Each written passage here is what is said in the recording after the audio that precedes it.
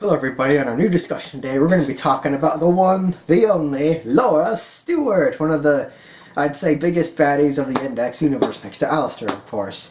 Now, Laura, as we know, hasn't really been really active, or not really been doing anything for really the past couple of volumes. She's mainly been, hiding in the background and all that such.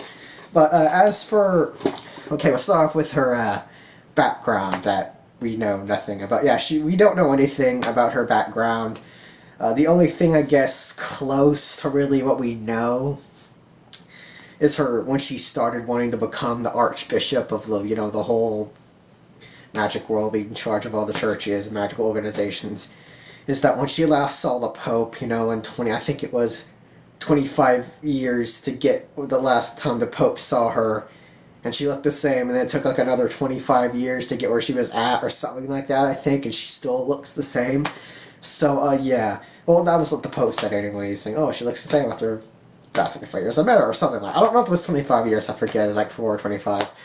But, supposedly, she looks the same, throughout the whole entire of her life, which sprouts a lot of, just theories about what she is. Is she immortal? Because, there's like a million freaking things that a person could eat in the Index universe. Mermaid meat, golden apple, make you immortal. But I don't know. I mean, I doubt she is, I don't know. I feel like it'd be kind of driving the tension and everything. But I mean, hey, Lady Lee, she okay, let's not bring up Indy, man.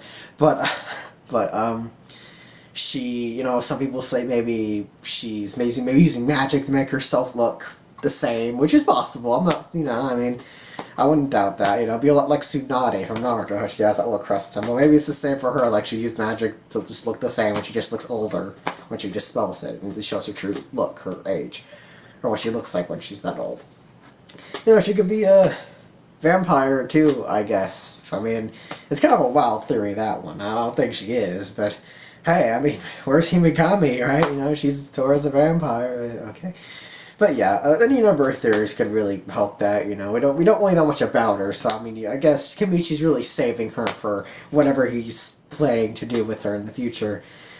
Now, Laura is really unpredictable, I guess is the right word. One minute she's funny, kooky, crazy, really friendly. She really does have a friendly demeanor to her, but until you see that she's also kind of a jerk, really. She toys with people. She has no qualms with killing a person, like in the whole Daihase festival when I forget her name. It was such a short, it was like a long arc in the anime with the lady that was, giving Oriana her orders. I forget her freaking name.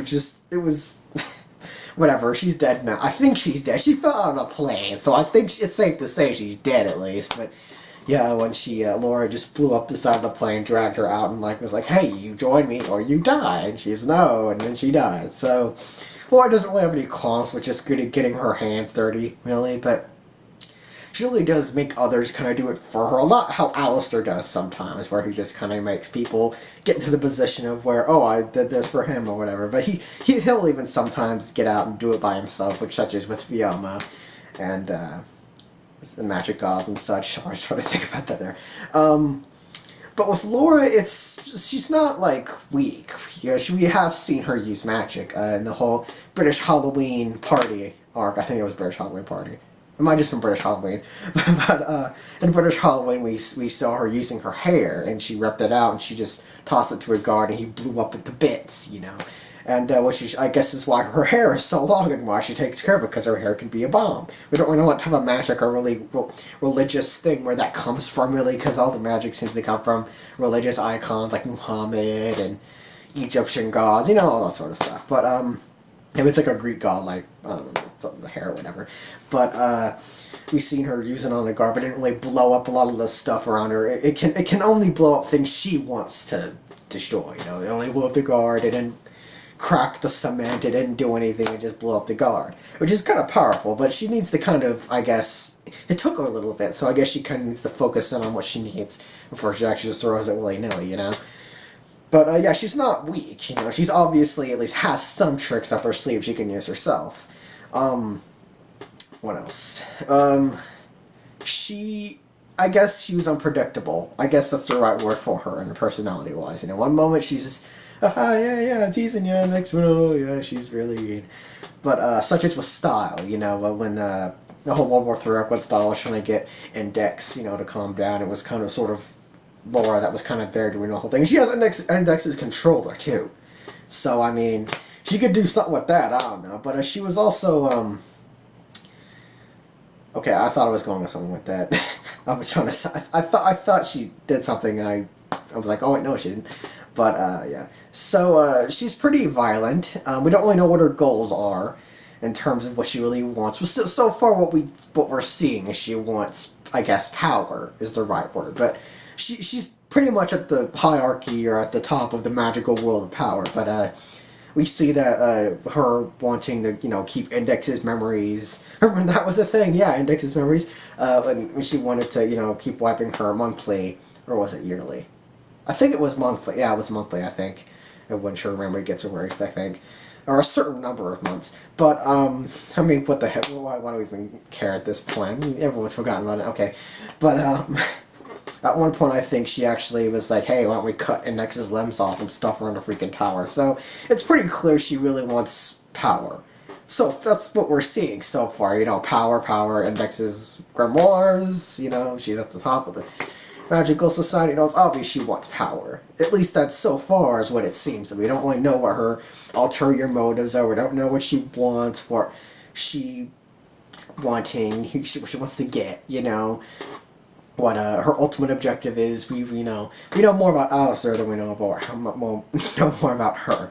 Now, the next arc, as I'm pretty much all of you are well aware of, Kimichi confirmed it recently, I think a month ago, where he said that the next arc of Index will be about Alistair.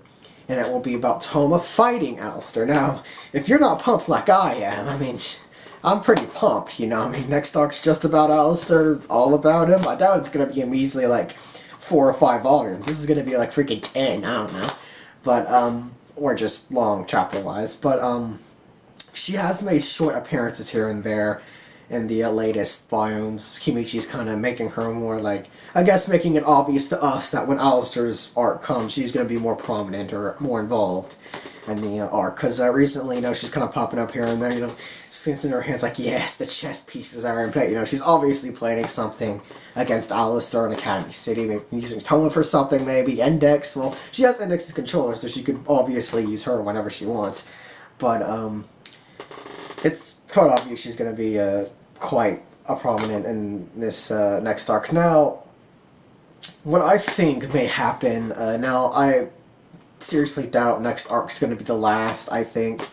You know, even though this next arc is going to have Alistair, it's obvious Alistair isn't going to be the final villain, you know? He's not... Well, I say that, but I guess Kimichi could do it in a way like maybe Laura gets taken out. Like, it's, like, personally, I think it's going to be clear that Alistair may gun for Laura first. Maybe next volume's gonna be him going to the place, just wrecking everyone, and he maybe kills her, or she does something. You know, maybe it makes it appear that she's dead. Like, I think that's me, personally. I feel like Alistair's gonna gun for Laura first, obviously. Well, that's just me. I don't know. But, I do think maybe when Alistair completes his plan and like, I win, and he does whatever he wants to do with Toma or Accelerator, Laura's gonna pop up, maybe kill him last minute or do something to his plan that destroys it, you know? Something along the lines of that. That's what I think anyway, because I don't think Laura would just pop out of nowhere. She's like, okay, I'm fine now. She seems to really sort of like a shadowy, just do things from behind when you're not expecting a type person, you know? But that's my personal opinion on that, because I do think next arc's ain't got Alistair, just period. Kimichi confirmed that himself. But I do think we're going to need a separate arc or another part of Index to really focus on Laura, because we know nothing about Laura. I mean, we've gotten more with Alistair than we did Laura. But granted, Kimichi has been giving us pieces with Laura, not really backstory or anything, really. It's just pieces of what she's like. But I do think next arc she will appear maybe to destroy Alistair's plans last minute or something along the lines. But I do think we should get another arc, or at least another part, like part 3 of Index, like Index Revelations, where we just deal with her and her magical minions. I don't know if she has minions, but I'm not really seeing anyone that's really like, yes, Lord, like they bend down, like, yes, Lord, you know, it's, you don't really see anyone like that. It's, man, it looks like it's just her, but, you know, hey, she's the leader of the freaking whole Magic Society. I seriously doubt she's gonna have at least a couple of people that, you know, love her or something. But, yeah, that's my opinion on lore anyway. I do feel like we're gonna get like an arc with her, like what we're getting with Alistair, and I do think she's gonna appear in Alistair's arc, maybe interrupt some stuff, do some stuff. Obviously, that's what Kenichi's been setting up. But yeah, just turned into like a Alistair arc discussion all of a sudden. But yeah, I guess right now I'm more excited for Alistair because with Laura, he hasn't really been giving me anything to really be excited for her about. But I guess I'm interested to seeing what her possible, if he shows it, her backstory is, and maybe why she looks young and where she has been for like 40 years. But leave a comment down below. What do you guys think? You want to see Laura? I think it's obvious, but do you think she's going to do something in the Alistair arc? Do you think she should get her own arc like Alistair is, and maybe Toma fights her? Or maybe is someone, you know. I mean, I mean, from the amount of, I mean, she's pretty mean. So I'm pretty much everyone would be against Toma just punching her in the freaking face. But I mean, yeah, I mean, come on. I mean, she kind of deserves it. But yeah, what do you guys think? What Laura will do if we're gonna run arc with her or not? But your comments down below. I can't wait to go through them and see what everyone thinks of Laura. Because, you know, I mean, she's cool. I mean, I'm excited for her. I'm more excited for Alistair. We got more with him. But yeah. I hope you guys enjoyed this. This totally isn't to buy time for my bigger stuff coming, so I'll see you guys next time.